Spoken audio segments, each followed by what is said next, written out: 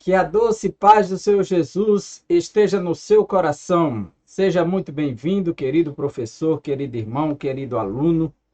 Você que tem nos acompanhado aqui no canal da Assembleia de Deus em Santa Rita, na Paraíba. E nós estamos agora com a lição de número 7, Ministério de Profeta. E essa lição é importante porque ela vai nos mostrar o profeta no Antigo Testamento, o profeta no Novo Testamento, e o que podemos esperar, aprender e compreender sobre este ministério de profeta. Lembrando que a palavra ministério significa serviço, né? Então vamos falar desse serviço, deste ofício de profeta. Será que o profeta hoje ele tem a mesma autoridade e capacidade de um profeta do Antigo Testamento? Vamos ver. A lição tem muito que nos ensinar hoje. O objetivo geral da nossa lição será expor o desenvolvimento do ministério de profeta. Então, nós vamos fazer uma viagem aqui expondo como se deu esse ministério, o profetismo judaico. Os objetivos específicos são três. Primeiro, descrever a função do profeta no Antigo Testamento. Tudo parte de lá. Segundo, explicar o ofício do profeta em o Novo Testamento. Agora uma nova dimensão. Já diz Novo Testamento, nova aliança, novo conceito, nova dispensação. Terceiro, esclarecer o verdadeiro do falso profeta. Como identificar o verdadeiro profeta e o falso profeta? Então, esta lição ela vai nos mostrar essas possibilidades. O nosso texto áureo nos diz: e a uns pôs Deus na igreja. Quer dizer, Deus colocou na igreja, primeiramente, apóstolos.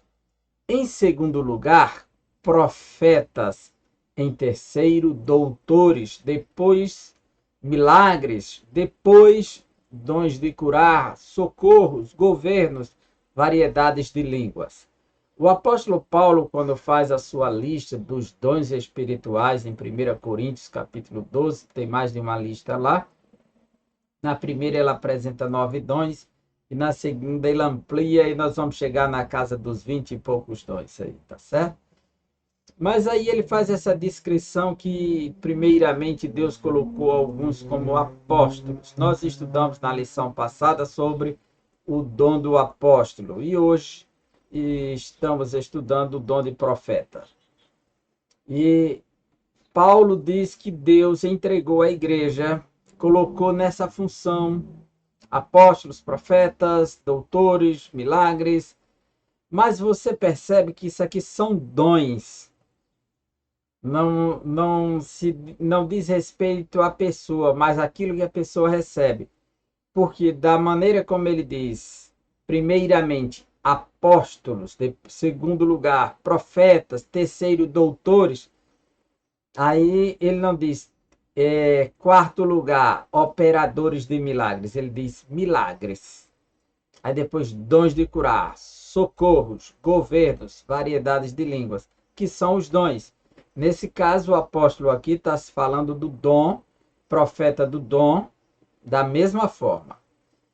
A nossa verdade prática nos diz: o ministério do profeta é fundamental para a Igreja de Cristo nos dias atuais.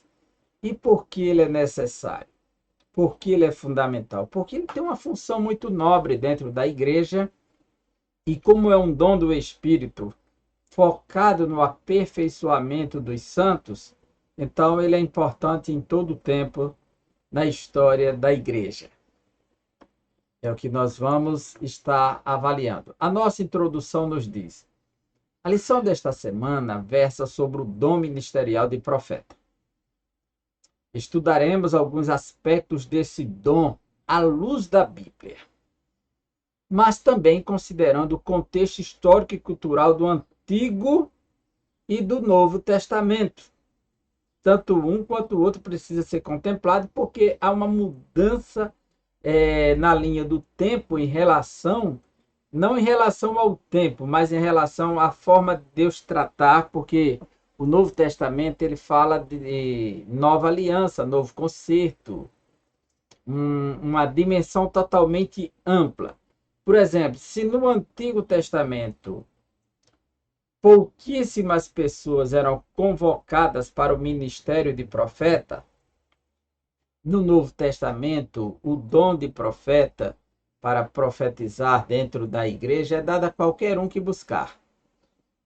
A Bíblia diz que buscai os melhores dons, principalmente o de profetizar. E estava profetizado por Joel que Deus derramaria sobre o seu espírito sobre toda a carne, ou seja, sobre os anciãos, as crianças, os empregados, os escravos, os senhores, que eram os homens livres, os escravos, sobre homens e mulheres, sem distinção, sobre toda a carne seria derramado o seu espírito. E isso aconteceu. E todos começam a profetizar. Quer dizer, não há mais limites, não há mais restrição, não há mais um controle, como havia no Antigo Testamento. Mas está tudo dentro do projeto de Deus, do querer de Deus, de agir assim com o seu povo e sobre o seu povo. Então, o ministério de profeta é altamente importante para os nossos dias, pois, de acordo com o ensino dos apóstolos, tal ministério tem um valor excelso para a igreja de qualquer tempo e qualquer lugar. O profeta do Antigo Testamento.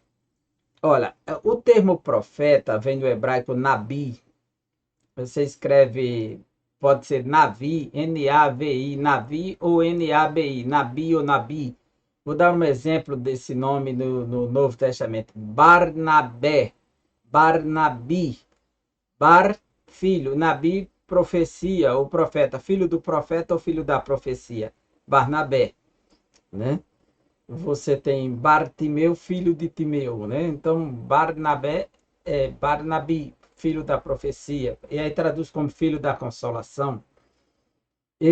O termo profetas, em relação ao Antigo Testamento, vai aparecer pela primeira vez no livro do Gênesis, aplicado à pessoa de Abraão. E ali ele aparece como alguém que pode, de fato, realizar a vontade de Deus, e Deus responde a esse homem que é profeta. É o único lugar que vai dizer que ele é profeta. Capítulo 20 do livro de Gênesis, versículo 7, Deus diz para o rei Abimeleque acerca de Abraão.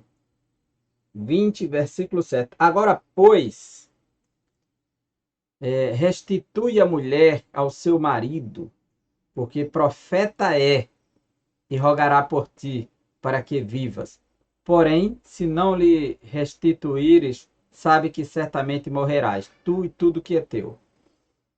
Deus ordena ao rei devolver a esposa de Abraão para ele, porque ele é profeta, e rogará por ele, e Deus vai eliminar a culpa dele. Ele tinha esse poder de interceder e Deus responder. Foi Deus quem deu esse testemunho acerca de Abraão, porque profeta é. Ou seja, Abraão aqui não é, o profeta não tem a função de predizer o futuro. Essa é uma das características do profeta. Mas então, o profeta do Antigo Testamento era a pessoa incumbida de falar em nome de Deus. E o Altíssimo fazia dele o seu porta-voz, o embaixador que representava os interesses do reino divino na terra. Quando Deus levantava um profeta, designava-o a falar para toda a nação israelita. Aí já é um processo mais avançado, a nação já constituída, né? Nos dias de Abraão, nem filho ele tinha quando Deus disse que ele era profeta. E até mesmo a povos ou nações estranhas ou estrangeiras, que os gentios, Jeremias 1:5, Deus diz que deu Jeremias por profeta às nações. Aí o ministério do profeta já estava bastante avançado quando trata do texto de Jeremias. Ao longo de toda a história veterotestamentária, ou do Velho Testamento, o Antigo Testamento, o Senhor levantou homens e mulheres para profetizar em seu nome. Samuel, o último dos juízes, aí aqui tem uma expressão, e o primeiro dos profetas. Samuel não foi o primeiro dos profetas da nação de Israel. O primeiro profeta da nação de Israel, como nação. E veja só, Abraão foi escolhido de Ur dos Caldeus para ir para a terra de Canaã pela fé. Chegando lá, Deus disse: essa é a terra. Deus disse: eu vou te dar um filho. Quando ele não tinha mais condições, Deus fez com que Sara gerasse. No meio da impossibilidade do impossível, Deus, aquilo que ele prometeu, era o filho da promessa, nasceu. Esse filho, Isaque, teve 2 filhos, Jacó e Esaú. Jacó teve 12 filhos e formaram as 12 tribos, 12 patriarcas. Mas ainda não é uma nação, é um clã, é uma família, né? 12 tribos, mas não é uma nação. Eles vão para o Egito por meio de José e passam-se os anos, eles crescem dentro do Egito, se transformam em uma nação. Mas para que legitimamente eles se tornem uma nação, eles precisam sair de lá, a escravidão, da opressão, e instituir um líder, ter leis próprias que os governem. Então Deus assume essa liderança desse povo, levantando Moisés, conduzindo o povo para o deserto, levando até o Sinai, entrega a sua lei e eles começam a caminhar pela lei de Deus. Agora, de fato, é uma nação. Então Moisés será o primeiro profeta da nação israelita. Veja comigo, capítulo 4 do livro do Êxodo. Capítulo 4.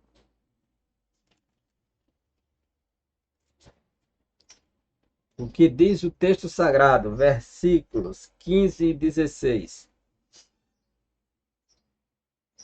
Deus diz a Moisés, que está se negando a falar, Deus vai trazer seu irmão Arão ao seu encontro e diz assim: e tu lhe falarás e porás as palavras na sua boca. Assim como Deus faria com Moisés, Deus faz com Moisés, Moisés faz com Arão. E porás as palavras na sua boca, e eu serei com a tua boca e com a dele, ensinando-vos o que haveis de fazer. Então Deus vai dar a palavra e Deus vai dar a direção no que fazer. E ele falará por ti ao povo, e acontecerá que ele te será por boca, e tu lhe serás por Deus. Quer dizer, o profeta era a boca de Deus na terra. Capítulo 7, livro do Êxodo, versículo 1.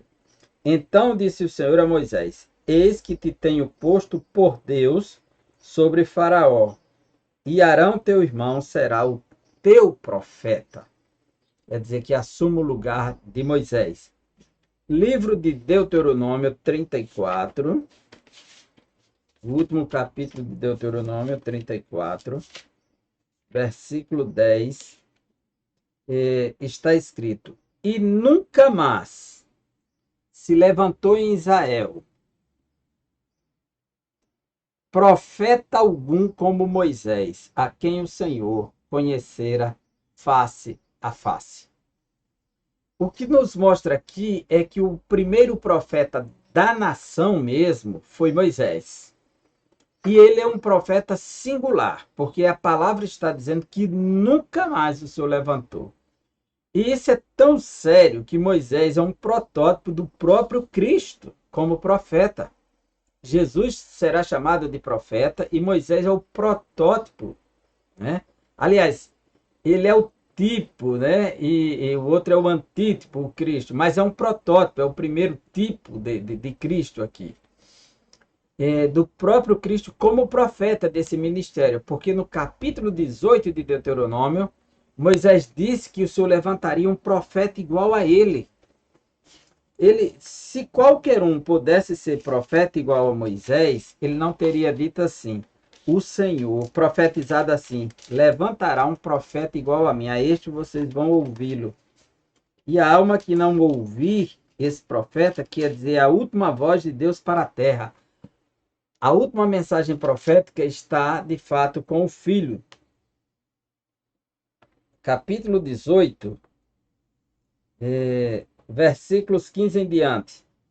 O Senhor teu Deus te levantará um profeta no meio de ti, de teus irmãos, como eu. A ele ouvireis. Olha só, um profeta como eu, Moisés disse. Quer dizer, nenhum dos profetas que foram se erguendo era igual a Moisés.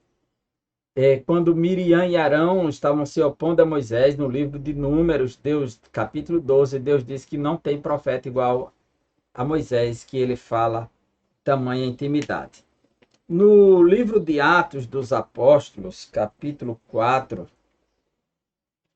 quando o apóstolo Pedro está pregando, ele diz assim, capítulo 4 de Atos dos Apóstolos, capítulo 4, vamos lá, eu não separei esse versículo, mas eu sei que está aqui. Moisés, quando o apóstolo Pedro diz,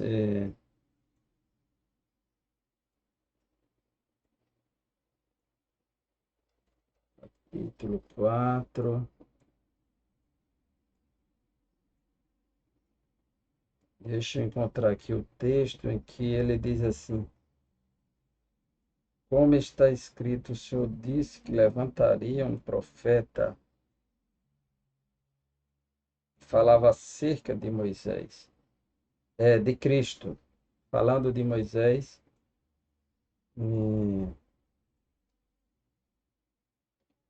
Vamos ser salvos, capítulo 4.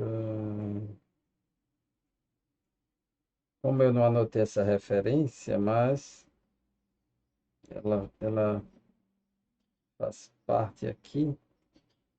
Vamos ver onde é que...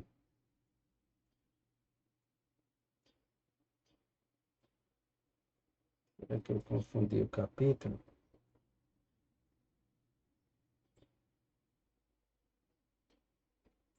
Quando a estes vocês ouvirão, e ele aplica a profecia direto à pessoa de Jesus,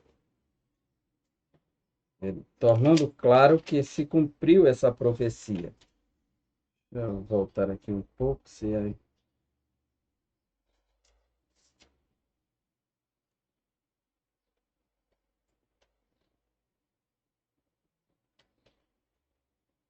Capítulo...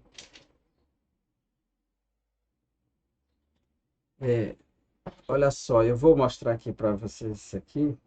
Profetas em Atos dos Apóstolos. Que essa profecia se cumpriu, né? E foi interpretada por Pedro, que no livro de Atos dos Apóstolos.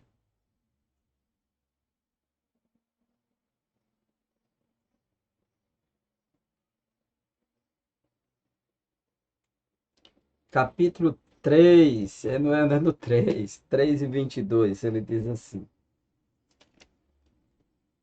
porque Moisés disse aos pais: o Senhor vosso Deus levantará de entre vós e de vossos irmãos um profeta semelhante a mim, a ele ouvireis em tudo quanto vos disser.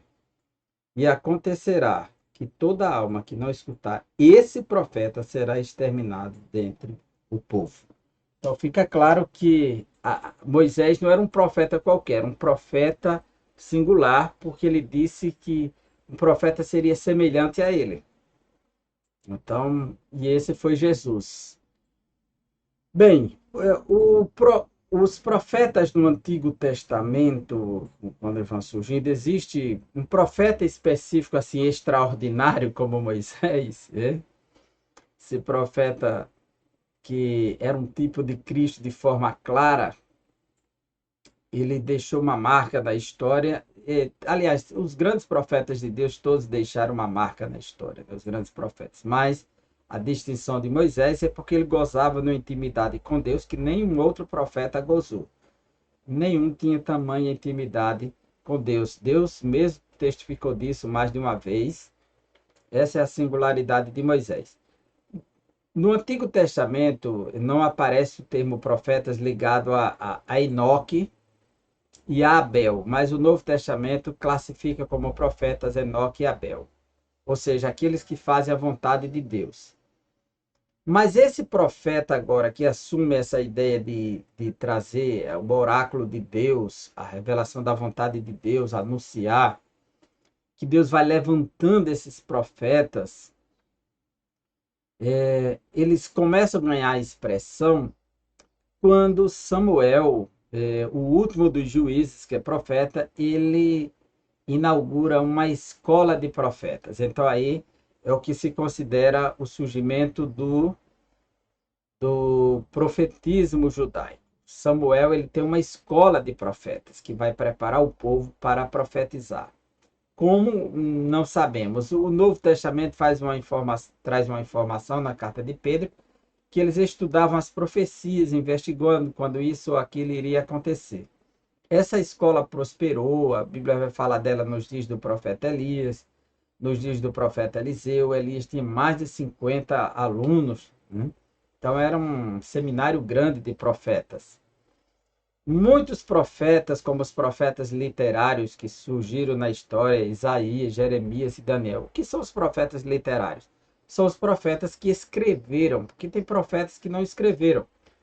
Foi escrito sobre eles, mas eles não escreveram nenhuma obra. Elias, Eliseu não escreveu nada.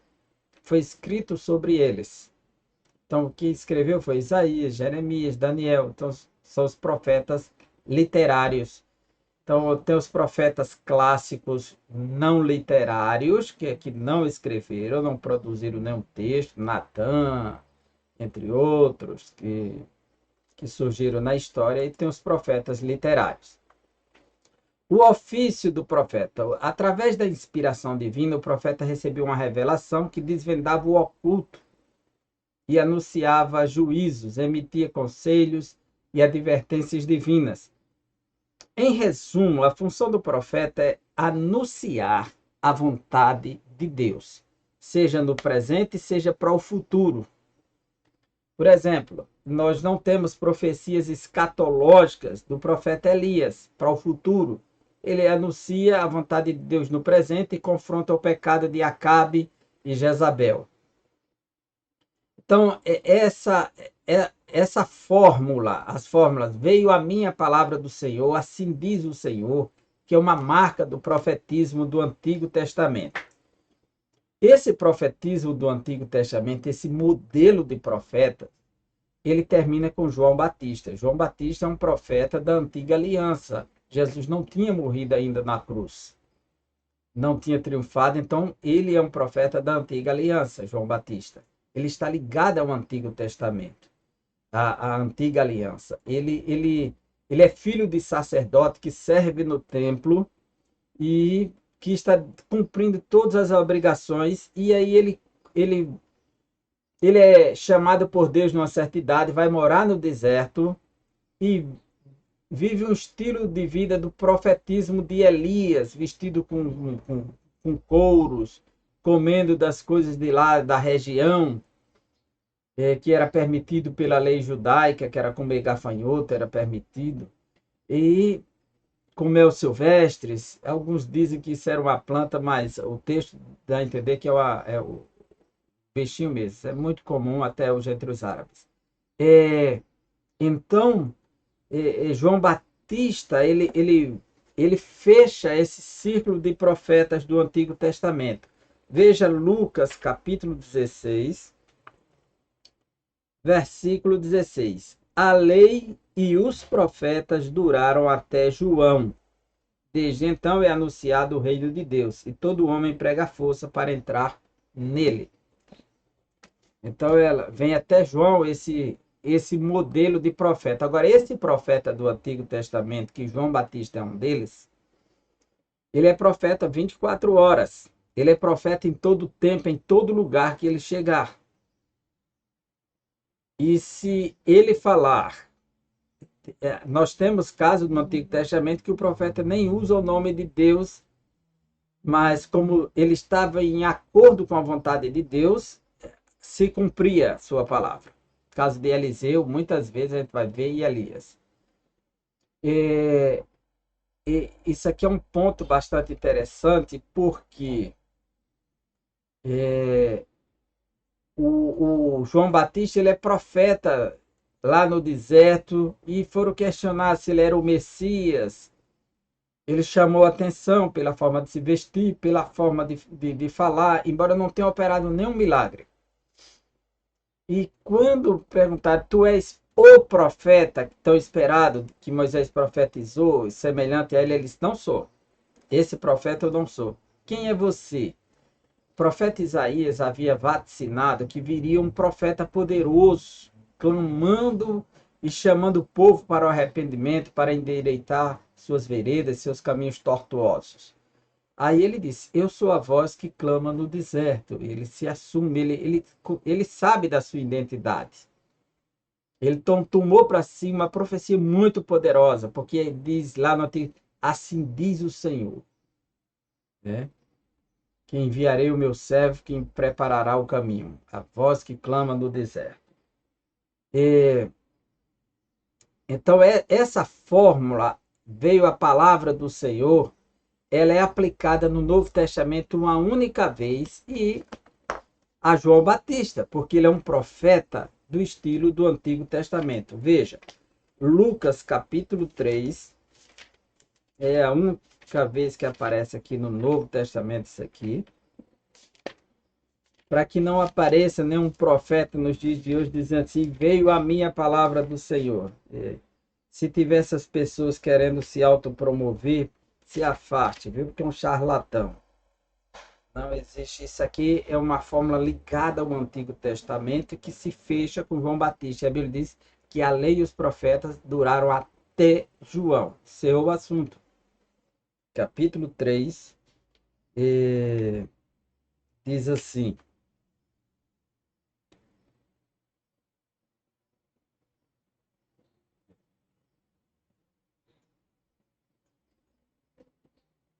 Aqui é capítulo 3 de Lucas, versículo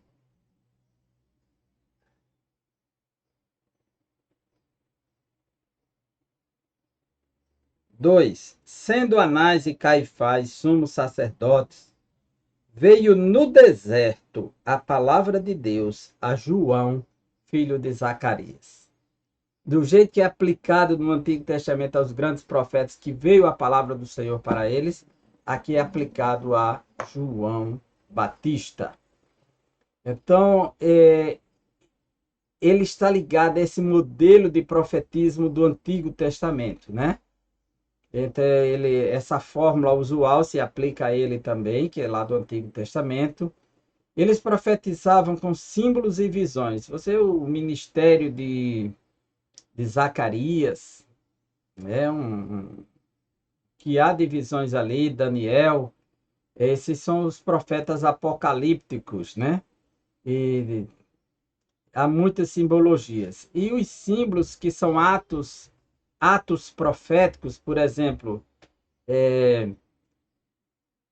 Jeremias comprar um cinto, amarrar na sua cintura para profetizar o pecado de Judá, que vai ser punido pela Babilônia.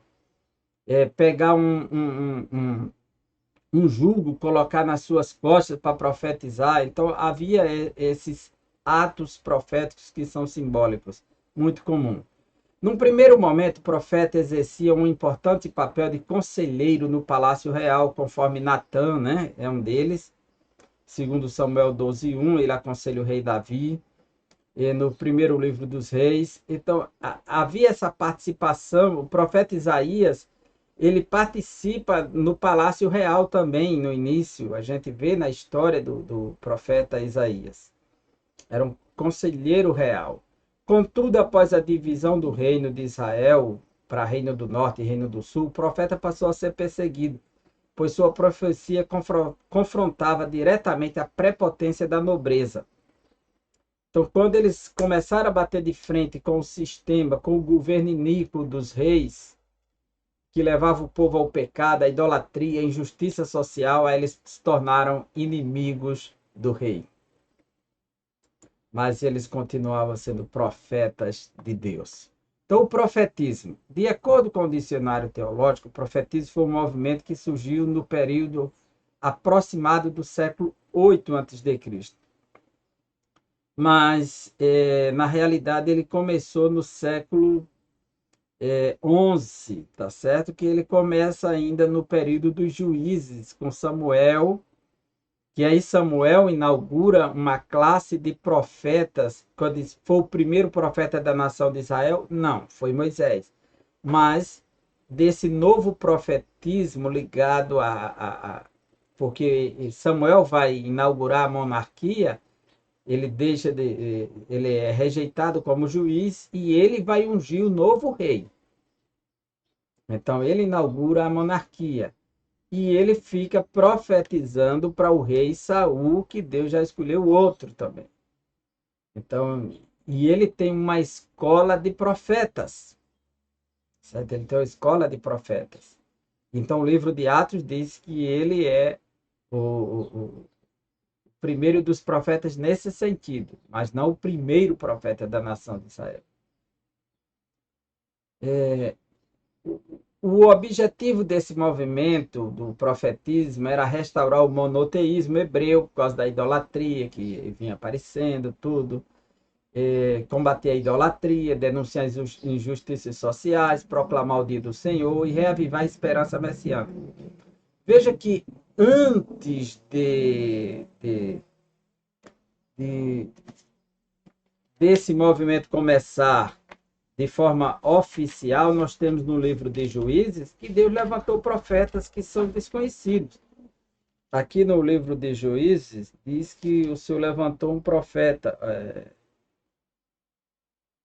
Deixa eu ver aqui, capítulo Juízes.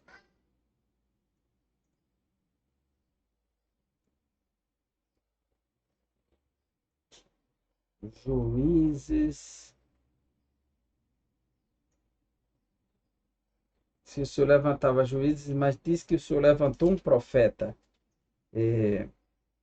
Mais uma vez eu lembrei desse texto, mas não lembro especificamente onde está. Vamos lá, deixa eu ver aqui. Eu vou lhe mostrar agora esse texto, quando Deus levanta um profeta lá em livro de Juízes.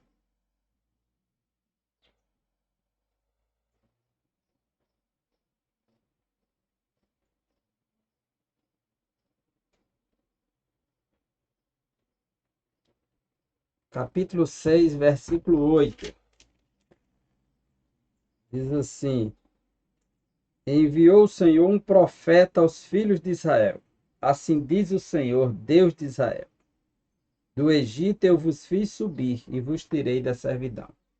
6 e 8 de Juízes. Então, o profetismo estava lá presente, funcionando. Agora, ele ganha força mesmo no período da monarquia, né? E principalmente a monarquia dividida.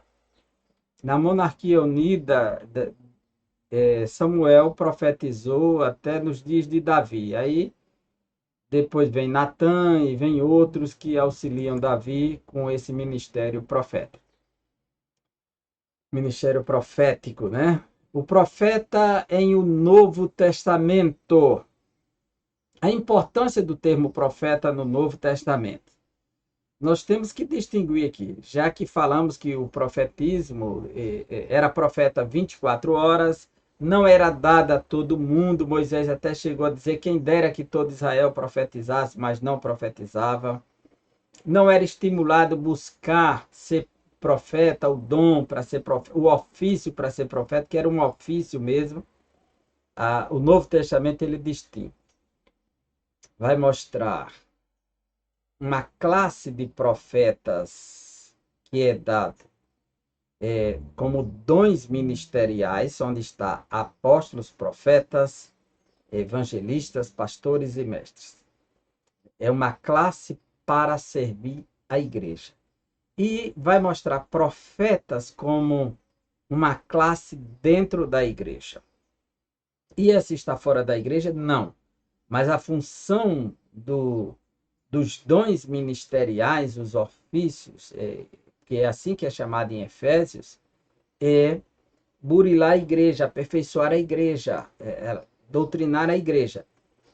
Já o dom de profeta, que é dado a qualquer um, né? Já esse grupo dos ministeriais não é dado a qualquer um. Ele escolhe, o Espírito Santo vai escolher um grupo que possa estar servindo a igreja. Já na outra classe, qualquer um que buscar recebe. A Bíblia diz. Buscar os melhores dons, principalmente o de profetizar. Então ele não impõe limites. E todos podem profetizar nesse aspecto. Então existe essa pequena diferença. Os profetas do Antigo Testamento, o profeta do ministério e o profeta dentro da igreja, que é dado a qualquer um. Então, em Efésios 4:1 são mencionados 5 ministérios que exerciam papéis fundamentais na liderança da igreja antiga ou primitiva: apóstolos, profetas, evangelistas, pastores e doutores ou mestres. Não por acaso o termo profeta aparece na segunda posição da lista apresentada em 1 Coríntios 12 e 28, né? De acordo com Efésios 4:11.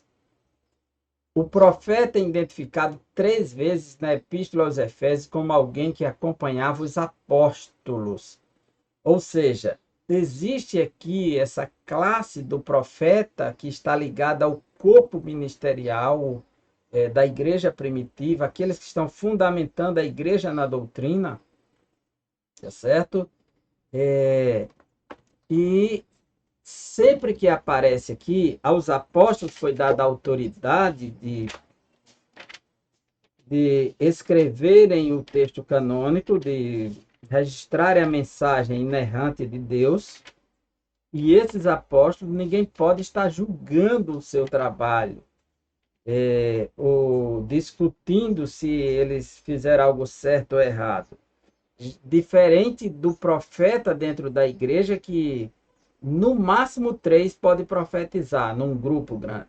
Os outros vão julgá-los enquanto eles profetizarem e vão avaliar o conteúdo da sua mensagem.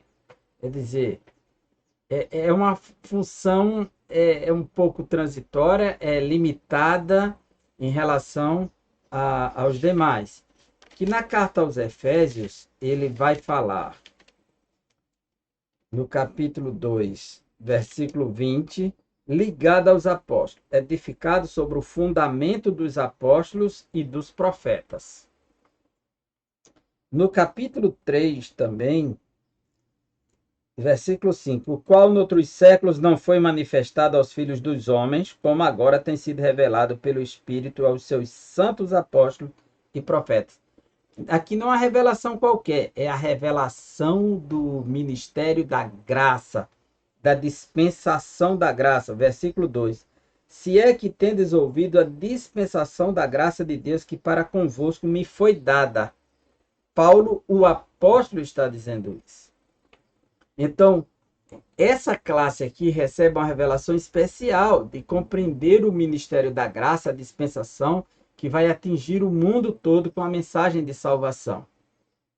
Então, esses profetas aqui, do dom de ministério de profeta, esses profetas ligados aos apóstolos, não são os mesmos daqueles que recebem o dom de profeta, tá certo?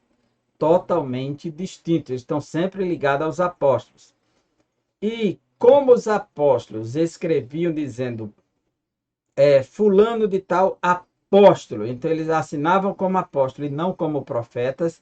Há quem entenda que os apóstolos é o que cumpriu também essa missão de profeta, que apóstolo é o enviado, é o que conduz, é o que vai fundar, mas como profeta é o que anuncia.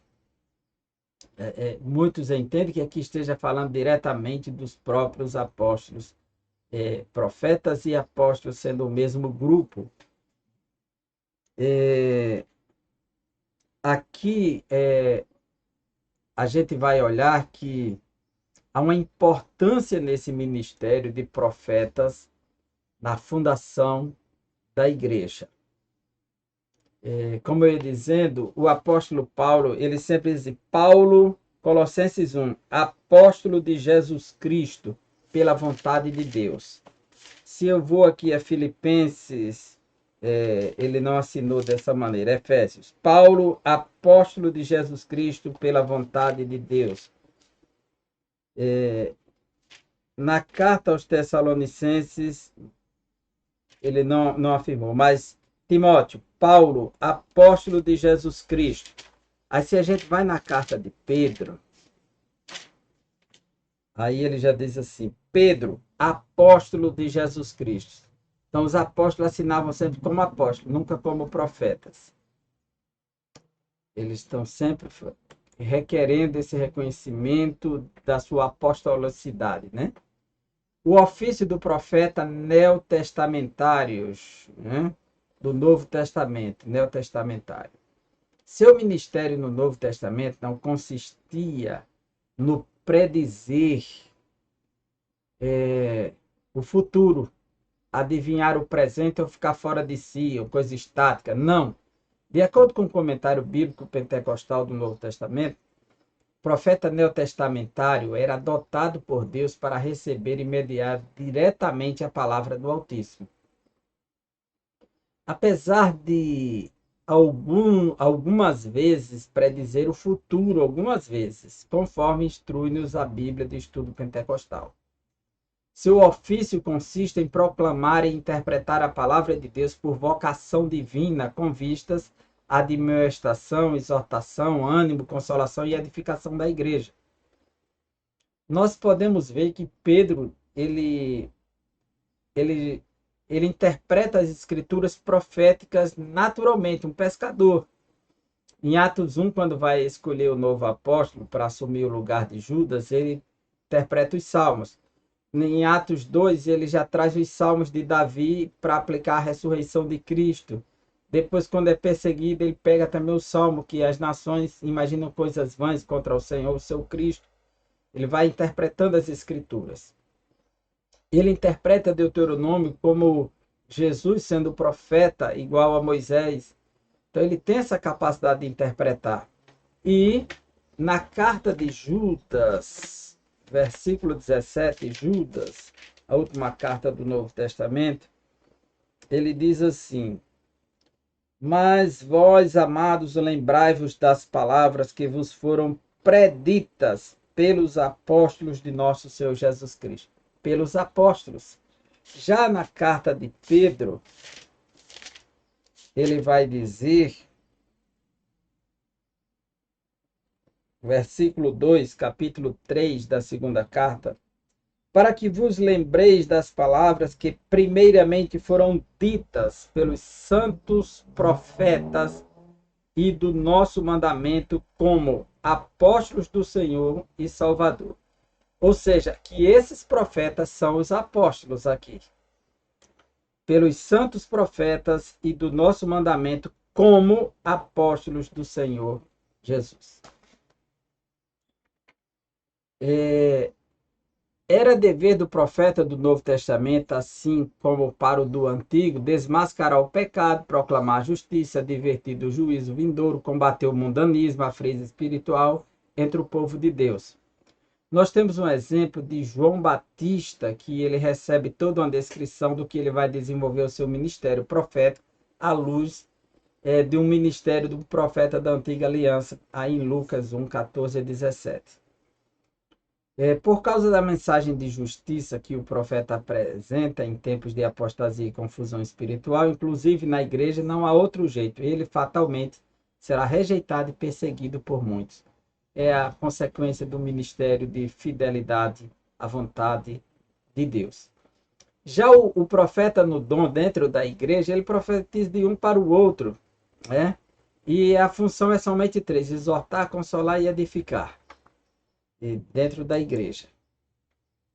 O objetivo do dom ministerial de profeta. A função do profeta do Novo Testamento é apresentada por Paulo no mesmo bloco de versículos em que ele menciona os 5 ministérios em Efésios 4, 11 a 16. Ou seja, o profeta é chamado por Deus a levar a igreja de Cristo a uma plena maturidade cristã, pois como um organismo vivo, a igreja, o corpo de Cristo, deve desenvolver-se para edificação em amor. Veja que esse aqui é o ministério de profeta, o dom ministerial. Isso aqui não é esse dom que está na igreja dado a todos os irmãos. O irmão, irmã que buscar, não é esse daqui que está se falando. Isso aqui é outro. Essa classificação, essa aí é dada à igreja. Isso aqui é dado para a liderança da igreja, aqueles que vão trabalhar o aperfeiçoamento dos santos. Porque no momento que ele diz, e subindo ao alto levou cativo cativeiro e deu dons aos homens, querendo o aperfeiçoamento da igreja. Aí ele vai dar uma descrição para que não caia na heresia, para que não seja levado a qualquer vento de doutrina, para que cresçam, para que forme a unidade da igreja. Já a profecia do dom, ela conforta o irmão, consola, anima, e ela é particular, ela é subjetiva, ela é julgada. Essa daqui não. Então, esse dom do profeta está na igreja ainda, servindo a igreja. Então, discernindo o verdadeiro profeta do falso. Tanto no Antigo quanto no Novo, a partir do Novo Testamento, precisamos enxergar quem é o falso profeta. E Jesus nos deu a base para interpretar. No Antigo Testamento, no livro de Deuteronômio, capítulo 18 também, Moisés recebe de Deus essa ordem para dizer que aquele profeta que tentar induzir o povo para a idolatria, em nome de Deus, com pecado sacrificado aos ídolos, deve ser morto. E ele disse que o Senhor me deu tal visão, me deu tal sonho. Não devemos aceitar o profeta que conduz o povo a se afastar da vontade de Deus. Por isso que hoje tem gente aí profetizando de tudo, né? Desde casamento, construção, aquisição de bens, de tudo. Tudo há profecias por trás. Mas a profecia mesmo bíblica, ela exorta, consola e edifica.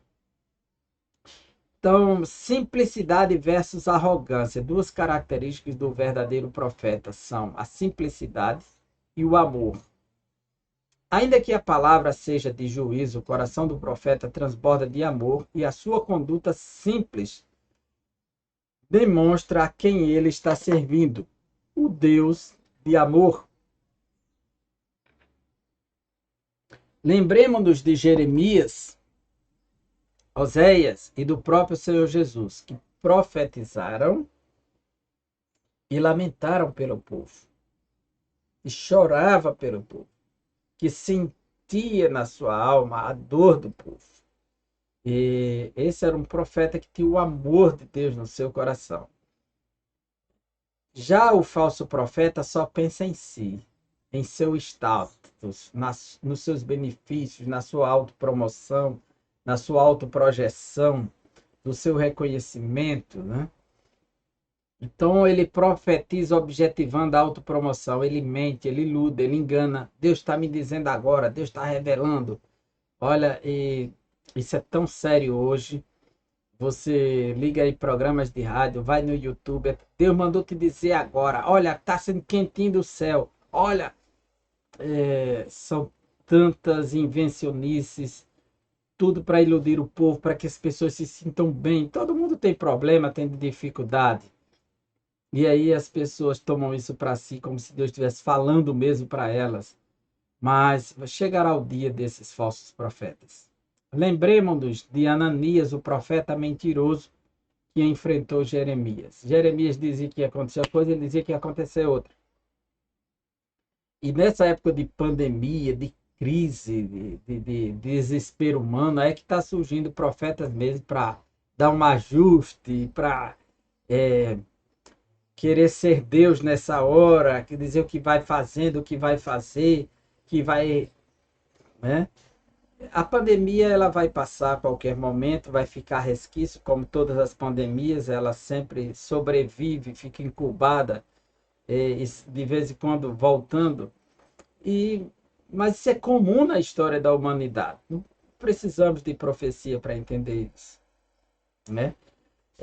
Não precisamos de uma profecia nova para entender que o Senhor está no controle de tudo, que isso vai passar. A Escritura já diz, é a profecia maior. problema é que muita gente não quer confiar na Bíblia, na palavra de Deus. Diz que ela é a palavra de Deus, mas não confia nela. Diz que ela é a boca de Deus, mas não acredita nela. Só acredita naquilo que é dado na hora. A revelação instantânea, a revelação de momento. Ele quer algo que ele possa ouvir nos ouvidos dele, dizendo, eu sou Deus. É muito mais. Não estou dizendo que Deus não fala, que Deus não se comunica, que Deus fala por visões, por sonhos, por revelação, por profecias. Deus é o mesmo, não mudou. É somente um deísta que diria que Deus não está operando mais na terra, e que não fala com a sua igreja, com o seu povo. Mas o problema é que, por trás de tudo isso, não há problema em Deus falar. O problema é em pessoas falarem em nome de Deus sem ser Deus, somente. Vou deixar isso bem claro, né? E onde está o problema? É naqueles que dizem que é Deus e às vezes contrariando a vontade de Deus ou querendo se projetar nesse momento. Então, a advertência de Jesus é que pelo fruto os conhecereis. Você olha para a árvore, como é que eu vou identificar que árvore é essa? Que planta é essa? Se tiver o fruto, não precisa. Ah, é figos, é morango, né? É uma videira, estou vendo as uvas. Pelo fruto se conhece. Então, Jesus, ele conhece essas árvores pelos frutos. Nós, às vezes, nem conhecemos, que não sabemos, é tão camuflado, né? Nós vemos aí histórias de pregadores famosos que pregavam e mexia com as multidões e saía do púlpito e ia se drogar. E histórias aí de pregadores famosos que saíam se prostituir. Então, esses falsos profetas, ninguém vê, ninguém sabe, mas Jesus sabe. Naquele dia, Senhor, profetizamos em teu nome expulsamos demônios, em teu nome curamos enfermos. E não vai ser reprovado porque fez isso. Vai ser reprovado pela iniquidade. Apartai-vos de mim, todos vós que praticam iniquidade. É pela iniquidade que serão. É o fruto que eles estão dando. Né? Como reconhecê-lo? Jesus diz, pelos frutos. Pois o resultado ou o fruto do que o profeta diz e faz revela o seu caráter. Logo você conhecerá de onde procede a árvore ou esse tipo de profeta. Lembre-se que não devemos diferenciar ou diferenciar o verdadeiro profeta do falso pela performance ou pelo espetáculo. Que a gente tem uma capacidade de impressionar os outros com o seu espetáculo, né? Ainda sobre o falso profeta, apesar de o falso profeta ser arrogante e iníquo, ele fala com grande eloquência, e isso basta para que ele seja tido como verdadeiro. As pessoas têm uma facilidade de se iludir pela beleza da voz, da capacidade da oratória, da eloquência, da autoapresentação, porque há uma merchandising pessoal aí, um marketing pessoal muito forte em cima dessas pessoas, né, que consegue impressionar. John Bevere, que escreveu a obra Assim Diz o Senhor, ele diz que os falsos profetas são aqueles que ministram em nome de Jesus nas nossas igrejas e conferências, os que partem o coração dos justos e que, embora o ministério seja apresentado em nome de Jesus, não é desempenhado pelo seu espírito. Não tenha medo, porque na autoridade do Espírito de Deus, acautele-se dos falsos profetas, está nos dizendo pastor Elinaldo Renovado. Seja prudente. O Espírito Santo, mediante o Evangelho, te fará discernir a procedência desses enganadores. Não se deixe conduzir por eles, mas seja guiado pela palavra de Deus através do seu Espírito. A nossa conclusão é que acabamos de estudar o exercício do ministério de profeta no Antigo e no Novo Testamento. Vimos que tal ministério, juntamente com o dos apóstolos, era um dos pilares da liderança da igreja do primeiro século. Apesar de, ao longo da história da igreja, o ministério de profeta ter perdido preeminência, veja que não é esse dom de profecia, é o ministério de profeta. Sabemos o quanto ele é importante para a vida espiritual da igreja de Cristo. profeta do Senhor, com autoridade e sabedoria divina, deve desmascarar as injustiças. Para isso, ele tem que ser justo.